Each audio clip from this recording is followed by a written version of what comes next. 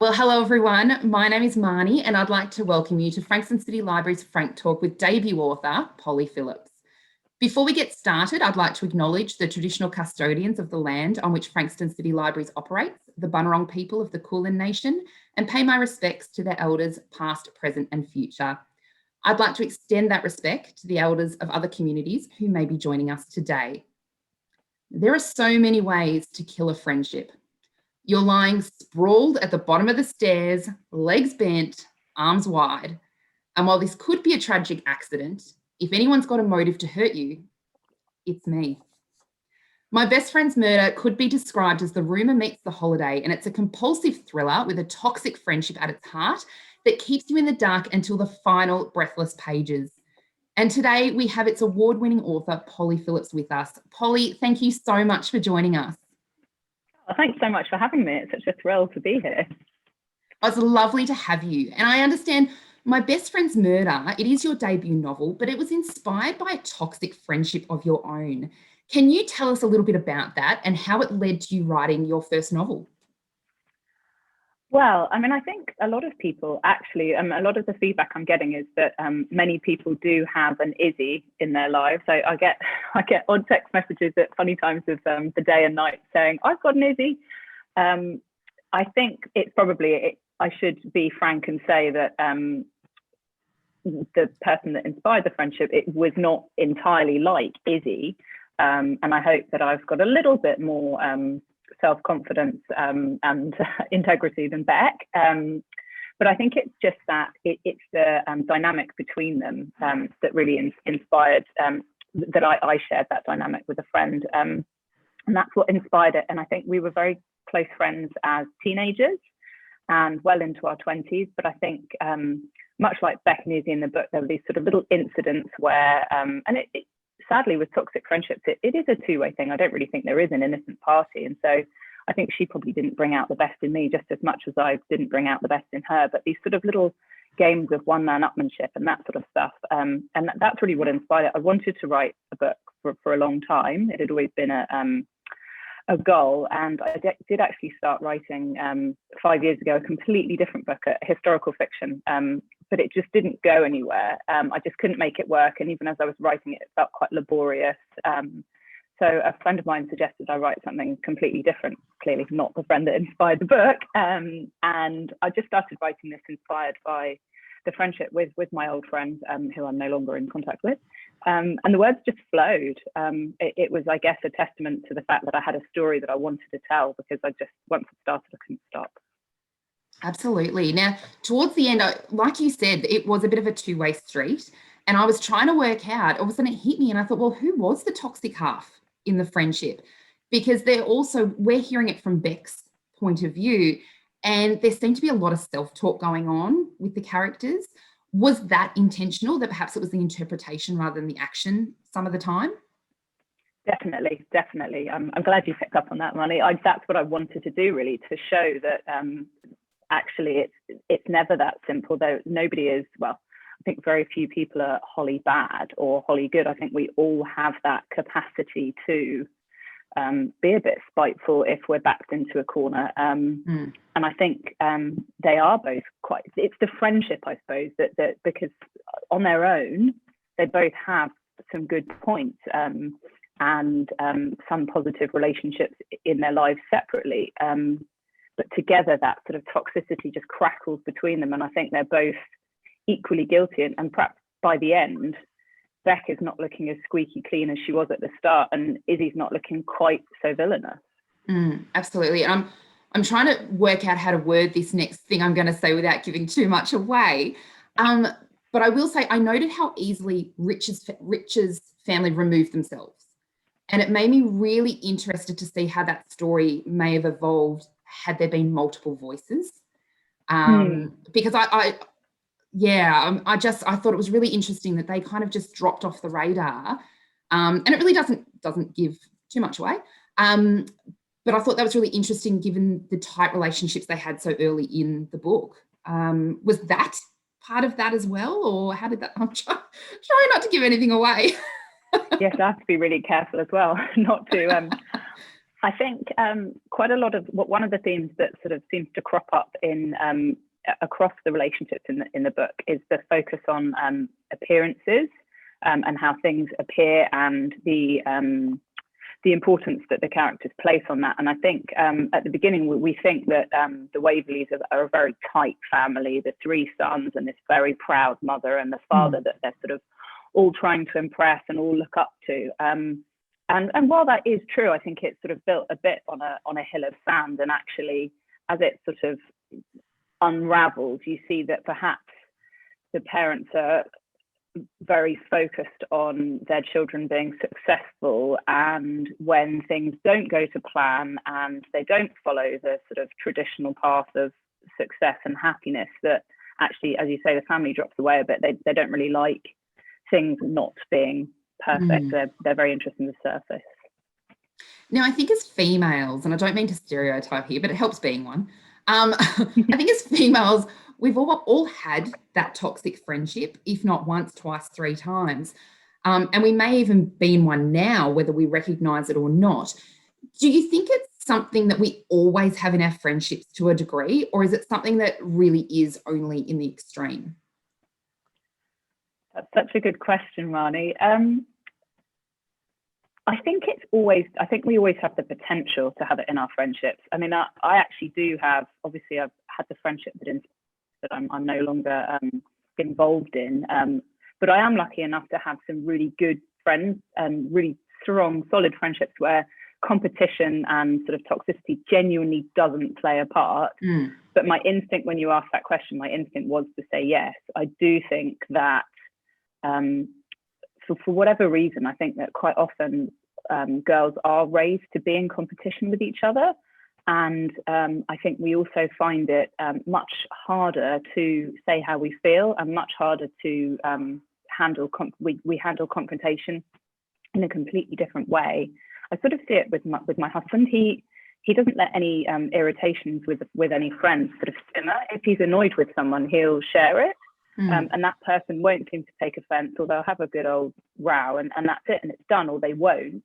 I find it very difficult to confront friends, and I think lots of women perhaps do, without stereotyping. And so if you don't confront the issue and sort of lance it, it can sort of simmer and bubble away under the surface. And I think that's how these sort of toxic friendships do form. They sort of seem to have these historic slights. Yeah, I agree. And I must say, as I was reading your book, I was analysing my own friendships at the time. And yes, when it's female to female, I find it a lot harder because I'm always worried about any offence that may be taken, or, you know, am I out of school saying it? But when my male-female friendships, it's so much easier. And I can just preface it by saying, look, I don't mean to, you know, attack you, or I don't mean for this to be, actually, I did it over the weekend.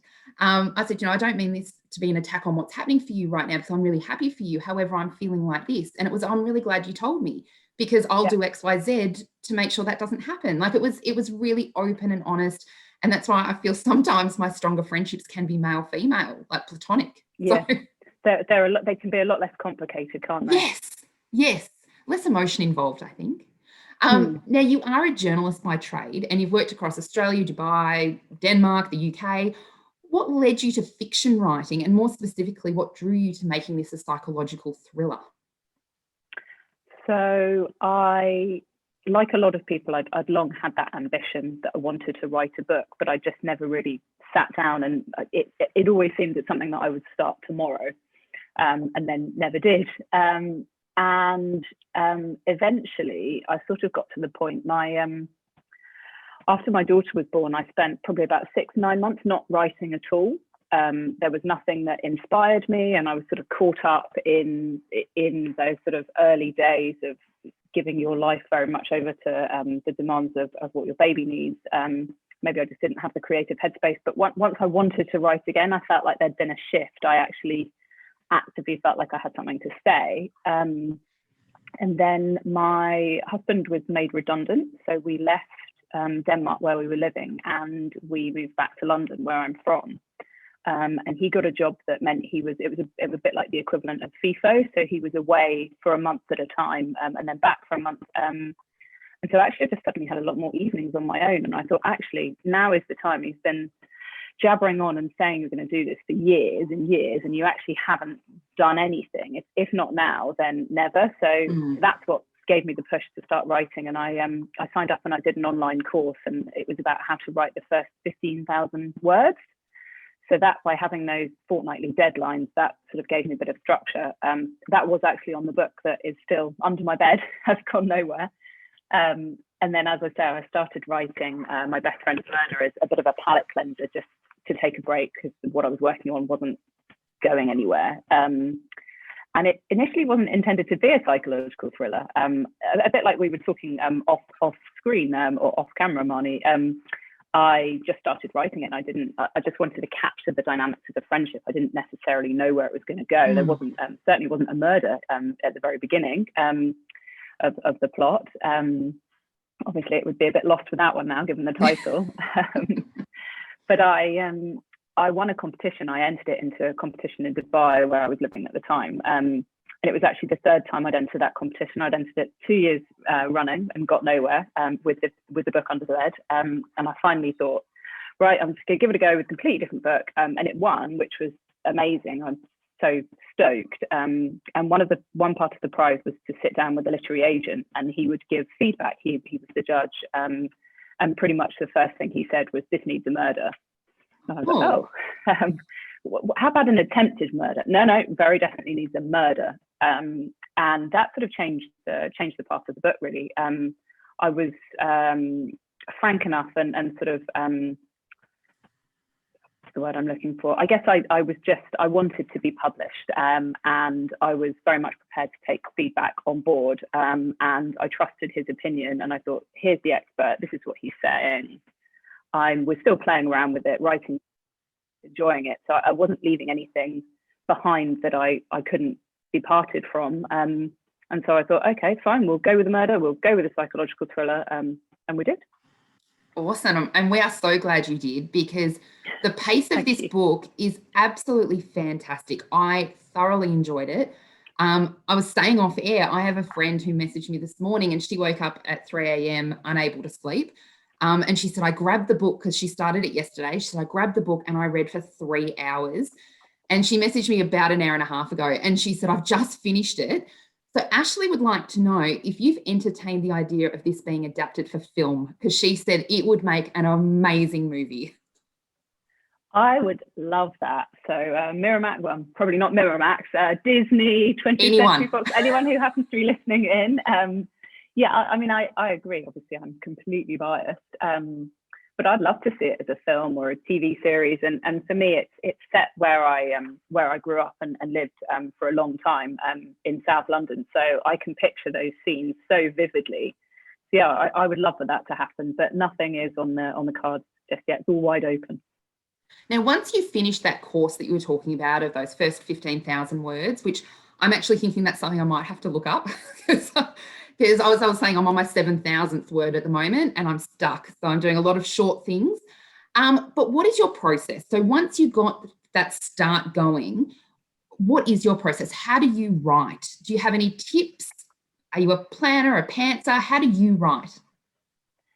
I don't think I've got the confidence to be a pantser. I think I like to know where it's going. So I'm definitely a planner, but I don't plan in a huge amount of detail. I actually happen to have, so you know these index cards, those sorts of things. So I buy a big coloured pack of those. I have to wrest them out of the hands of my daughter, who likes to draw pictures all over them.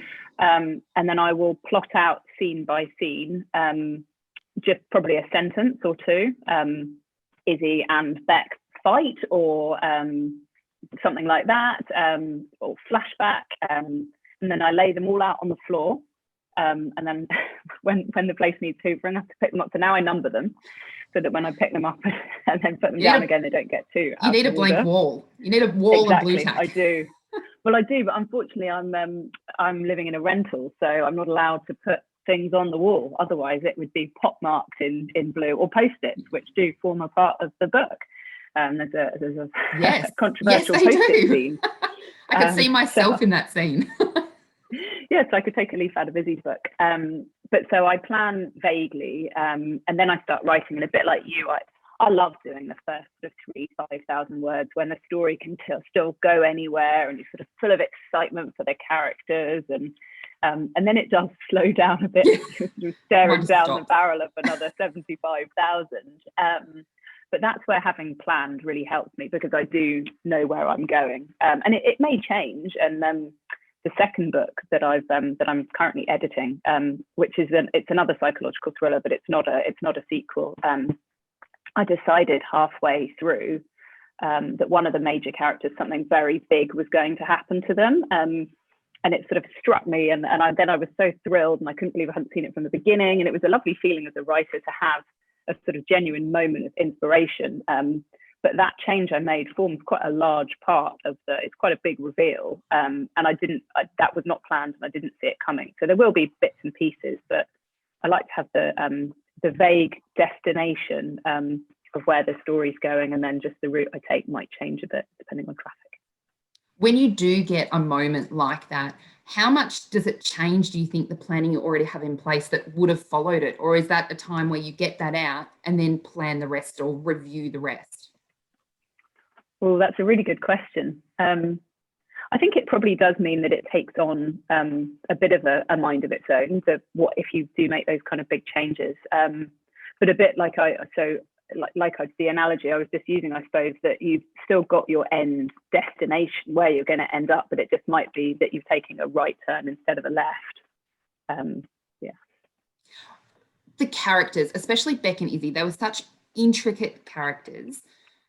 What challenges have you encountered while writing characters like Beck and Izzy, and perhaps how someone like Rich would interact with them? And how does that evolve for you?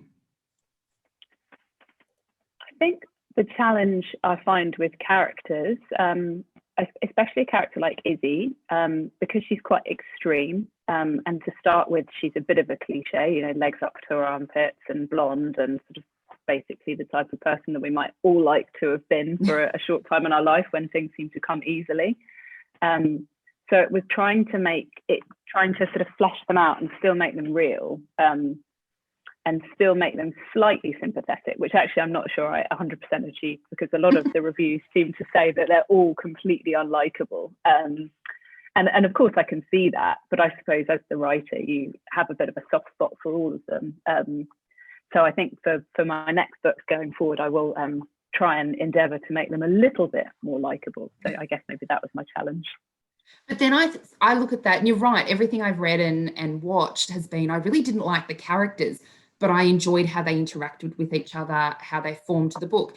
And I hadn't really thought about it from that perspective, but when you say it, I agree with them. There is no one that I guess you look at your favourite movie and you think your favourite character getting killed off at the end, you are devastated. Like, I can tell you when I was watching Nashville and Raina James, well, it's old now, so I can say dies. I actually grieved for about 3 days because I loved that character so much. When something happens to your characters, it's kind of just, oh yeah. But altogether, it made the book. So maybe having characters that people don't fall in love with is actually the key. Or maybe that's the difference between what works on paper and what works on film. Maybe Absolutely. We need to have a bit more sort of sympathetic sympathy for the characters that we're seeing on screen. I mean, I think the dog Missy is a fundamentally 100% good. Yes, and I've got my own dog that definitely inspired parts of Missy's mischievousness, and I think also Tilly, who I have a 7-year-old now, but at the time that I was writing this, she was a very similar age to Tilly, and definitely some of Tilly's tricks and behaviours came from my daughter, and so I have a real soft spot for her. I completely agree with you on that one, because I have a 6-year-old now, and yes, reading Tilly's character, even things that happened at daycare and just how she was emotionally impacted by things that were happening in her life that they can't voice. And I loved the different, interactions between Tilly, the people at the daycare centre, and also Beck and Rich. And I loved you know, just the dynamic there, because we've all been there as well and dealt with those people.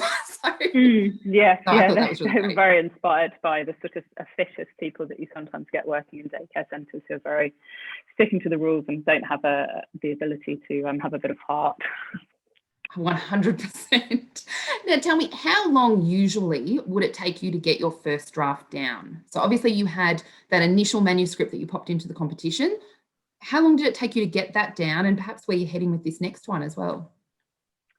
Well, the competition that My Best Friend's Murder won was actually, I think, only for the first 2,000 words. So the bit that's fun. So I can do that bit. Yeah, exactly. The bit that doesn't come with any heartache. So I suppose the process from starting the draft, the first draft, to actually getting a publishing deal was about a year, just over a year. But that first draft probably, for my second book, probably took me about 6 or 7 months. My Best Friend's Murder was slightly different because I broke all the rules. I read lots of people giving advice and saying, just get that first draft down and then you can go back and fix it. And whereas with My Best Friend's Murder, I did polish it quite a lot as it went along. So it was a slower process, but it meant that the first draft, almost every scene had been polished and edited and before. So the first draft was not sort of a genuine first draft, if that makes sense. It did take a bit longer. Almost a second or a third, really, by the time it gets to a publisher. Yeah. Exactly. So can you share your publishing story with us? How did you go from being a writer with a manuscript to being a published author? Oh, so yeah, so I'm very lucky. I think that luck does come into it, and also a bit of perseverance. I've certainly had to learn to deal with rejection, which is probably my background as a journalist helps with that. So I started, as I said, on a whim, entered the competition, won the competition. Obviously, that gave me the encouragement to keep going. The literary agent who was the judge, it gave me the advice about put the murder in. So I went back to the drawing board and started making it a bit darker. The initial draft did have a prologue, and some of the prologue remained, but the first prologue was a lot more inside the character's head and not really, because obviously there hadn't been a murder, there was no one at the bottom of the stairs.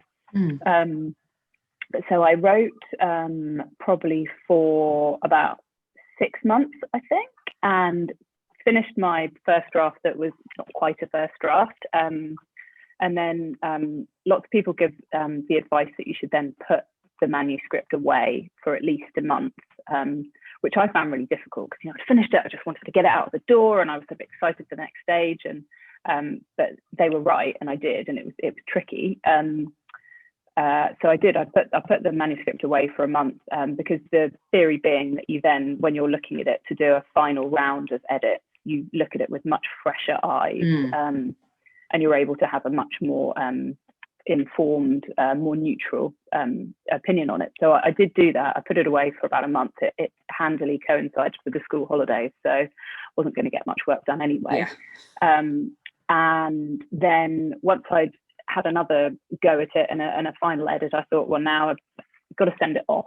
And that's quite a moment, because obviously you're desperate to send it off because you want to carry on down the process, but you're also terrified because it's your baby and you don't want it to be judged and found wanting. But so I sent it off to the literary agent who had given me the advice, the judge of the competition, because obviously he'd been so positive and he'd been involved at the beginning. But I'd also been listening to a podcast by quite a renowned English author called Sophie Hannah, who is someone I love and has become subsequently something of a mentor. And she's saying about you shouldn't be seeing, as a writer, you shouldn't see your agent as doing you a favor, because really you're doing them the favor, because you are providing them with the product to sell. Which is that turns everything I've thought on its head. And I think you speak to most writers and most unpublished writers, we're desperate to get an agent. We'd be doing me the biggest favor in the world. And while I still feel incredibly lucky to have an agent, and I was still very nervous about trying to go down that process, she did make me think, don't just send it to this one person. Yeah. It expands your options, and you are you are trying to provide, it's a mutual relationship, isn't it? It's not just, it is a mutual thing. So I sent it to another 3 agents. And then I was lucky enough that all 4, including him, asked. So the process is that usually the agent will ask for only the first 3 chapters or the first 10,000 words, something like that. They don't want to see the whole thing because obviously they get so many. So I was really lucky that over the course of the weekend, I sent it on a Friday, all 4 asked to see the full manuscript. So I sent it to all 4 of them, and one of them rejected it because she said she was looking for a book that you could pitch in a single line. And she said, oh, I think it's really good, but it doesn't have that single line pitch for me, that hook. So no thanks. She has gone on to represent Shiver, which is doing very, very well. I noticed that. And the other 3 all wanted to take me on, which was amazing. Wow. And I'm terrible at making decisions. So although it was probably the best thing that ever happened to me, I agonized over it. But I spoke to all of them on the phone, and I chose the agent who had the most ideas straight away. At the point that they had seen the manuscript, Rich was writing a book, but there was no more detail on it. And she said, I really think you can bring this. I really think there's something more that we can do with Rich's book. And obviously that does form a larger part. Again, nearly gave something away, but don't say anything else. Just in time. Obviously towards the end of the book, that takes prominence, his novel. And so because she'd come up with that idea and she seemed so invested, I thought, yep, you're the agent for me. So we worked on the book together for about 6 weeks. She had some other editorial suggestions. And then by that point, it was sort of the beginning of November. And she said, we can either submit it now, or we can wait until the new year.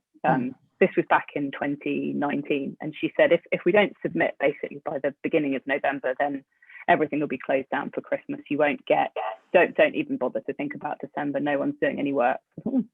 How nice. But I was very keen to get it out, really, I suppose.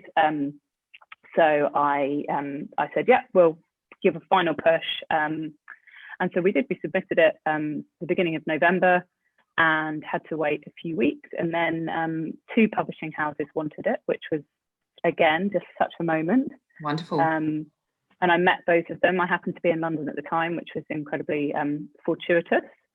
And yeah, I went with Simon & Schuster. Sorry. We've got a lovely... Well, we're on lockdown in Perth. I was going to say, you guys have gone into lockdown. So Polly is actually from Perth. So it's all right. I've been through it. We did a long lockdown here in Melbourne, and I have a 6-year-old. So I have had screaming, I have had dogs, I have had everything. Yes, so I do sort of slightly feel like Perth or WA's traditionally seen as being a little bit behind everyone else. So we finally caught up and are having a lockdown months after everybody else has done theirs. Well, our hearts are with you because we know exactly what you were going through. So we know exactly. Thank you. We also know what's ahead. So yes, well, I'm really hoping we've just got the 5 days, but it's a sort of touch wood situation.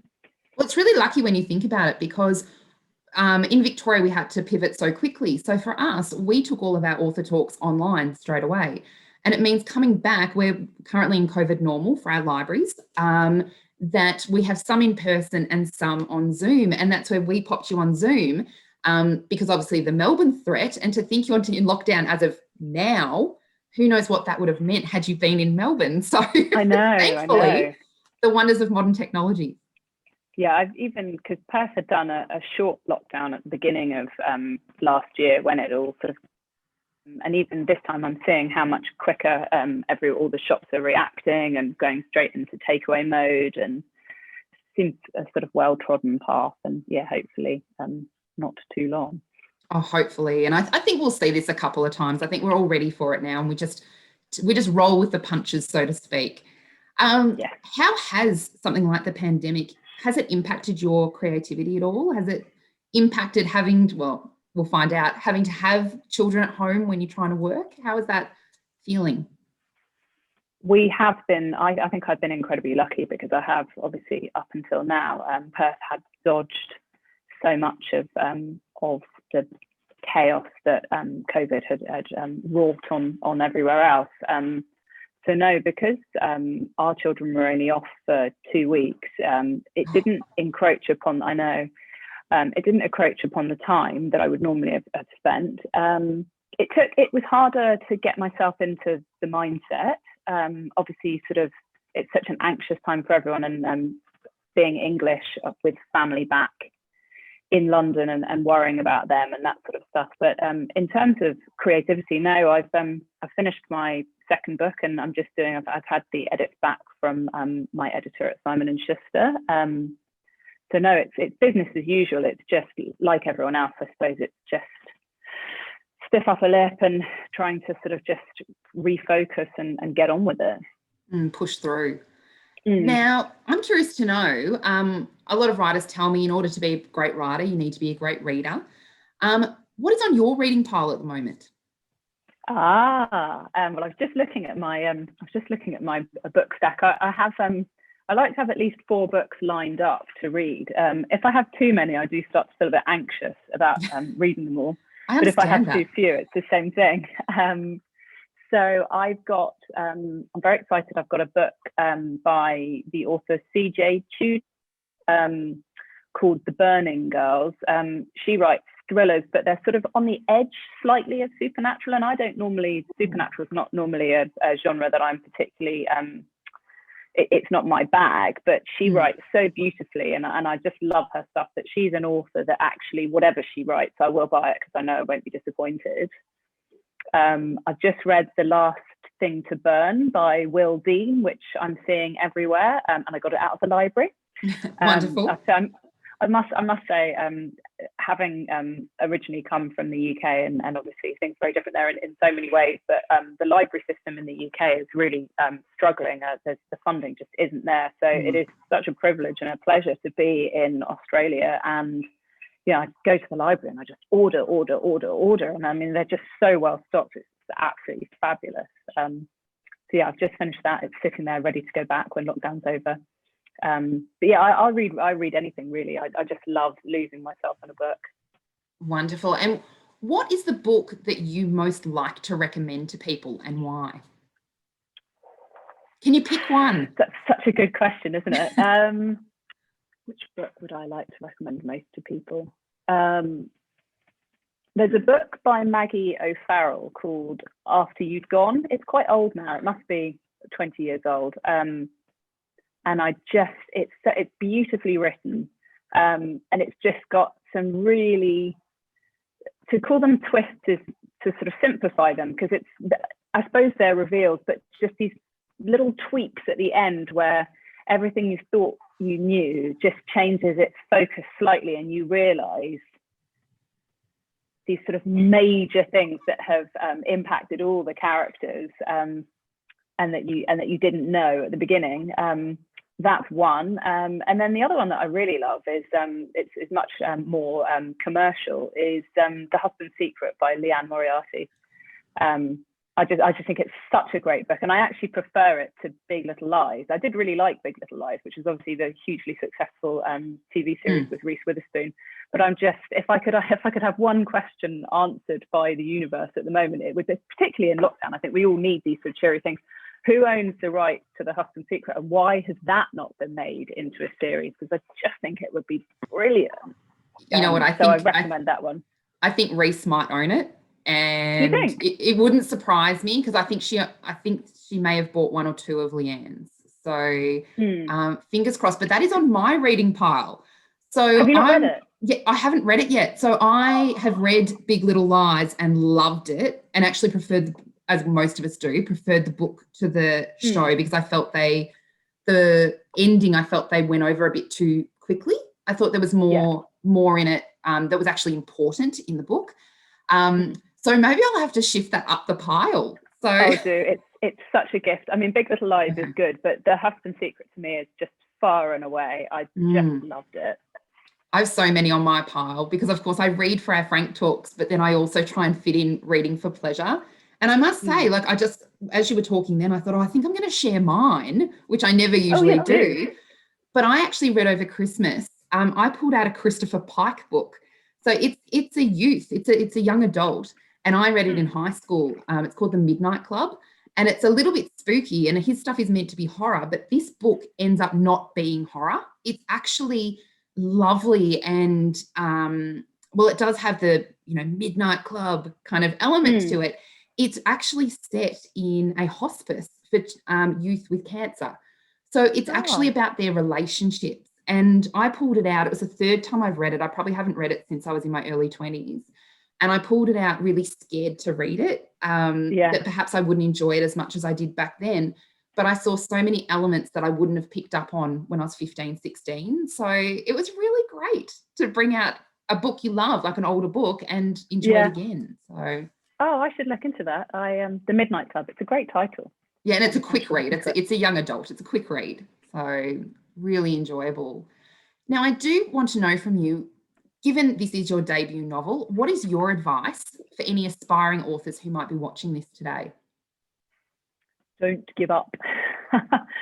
I know that's such a cliche, and it's probably advice that people hear thousands of times over. But I think one thing I'm learning now, having been published for just almost a month, is that it is a checkered path, and each time you think you've made it, you move the goalposts. I think at the beginning you just want to finish the book, then you just want to get an agent, then you just want to get a publishing deal, then you just want to get to be Leanne Moriarty. But so I think you've got to develop the stamina that you'll need for the actual post-publication process is something that you need to develop while you're writing. And I think if you can't, you've got to develop the resilience early on, because those goalposts will keep changing. And I think, I'm trying to think, I'm sure there's somebody will have put it much more concisely and cleverly than me, but I think half of it is luck, and well, maybe not half, my fractions are going all over the place, but you need a bit of luck, you need a good story. But more than anything, I think what separates published authors from non-published authors is the resilience and the perseverance to keep going, because I think very few people have a smooth path to success. Very few people write the first 3 chapters, get signed and get a multi-million-dollar deal. That's just not real life for most people. It is a long, windy road, and if you really want it, you've just got to keep going. No, I love that, because I completely agree with you. Obviously, I speak to authors every week, and everybody's publishing story is different. And I've probably had 2 in the space of a year that said, oh, I just sent it in and they accepted me. It is really rare. But I have to say, My Best Friend's Murder is an exciting, it's fast-paced thriller. It was a great read. What do you hope that readers take away from it? To choose their friends more closely.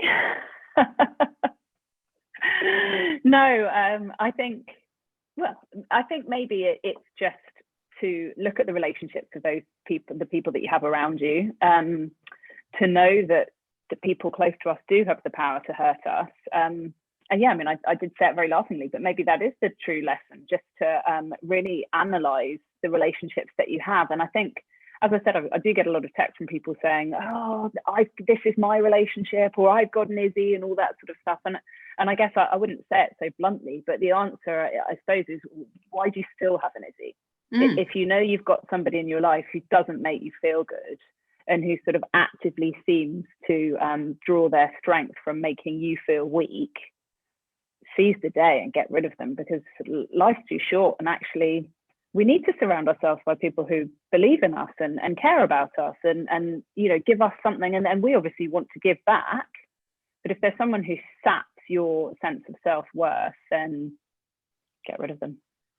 Absolutely. Kick them to the curb. And I think I said that to you a couple of weeks ago when we were chatting, and I said, you know, I have had a toxic relationship that didn't end in murder, but we've all had them. And really, it's about understanding our own self-worth, and that we're actually worth more than that. Yeah, I think so. Now, can I say, I have really loved the toxic friendship countdown that you've provided us with in the lead up to the release of My Best Friend's Murder. So can you tell us a bit about where people can find you online? Because I have thoroughly enjoyed that over on Instagram. Oh, thank you. Yeah, they were really fun to do. Quite a varied mix as well. There was some from 902 Beverly Hills 90210. Yeah, was there a Ben Affleck leaders one, and yeah, Hillary and Trump versus Brenda and Kelly. Yeah. So I'm on Instagram as Perfect Polly, which seemed a good idea at the time because I live in Perth. And that's also my Twitter handle. And I do have an author Facebook page, which is just Polly Phillips author. And yeah, it's one of the most amazing things about the process really has just been people coming back to me and sharing that they've enjoyed something that originally started in my head is still an amazing process that I'm still sort of still having those pinch me, it's real moments. So I absolutely love engaging with people over Instagram and Facebook and Twitter, and yeah, I really love that. So I hope people do find me online. And yeah, given that it's lockdown, I've got nothing else to do. So happy to chat away virtually at will. I love the fact that we are in this age where you are accessible to people. And I know we've had a bit of a to and fro on different posts. I know when I popped my photo up, I had My Best Friend's Murder there because I absolutely love this book. So anyone out there today, if you haven't read it, please grab it. You can pop it on reserve at the library. I think there's a few reserves on at the moment, but it's well worth it. So it's an absolutely fantastic read. Polly, thank you so much for joining us today. No, thank you so much for having me, and to everybody who tuned in, thank you so much. It really is lovely to engage with people, and I just love talking about books. You know, the fact that I've written one and talking about that is just an added bonus. So thank you very, very much. Oh, it's been absolutely fantastic. Now, as I said, My Best Friend's Murder is available to reserve right now. If you're not a member of the library, you can sign up straight away via the Frankston City Library's website. You can also purchase My Best Friend's Murder from Robertson's Bookshop in Frankston or via their online store. And I'll include a link to that when we share this Frank Talk across our social media channels this week. Keep an eye on the Frankston City Library's website for the great Frank Talks we have coming up. Thank you so much for joining us for today's Frank Talk with Polly Phillips for Frankston City Libraries.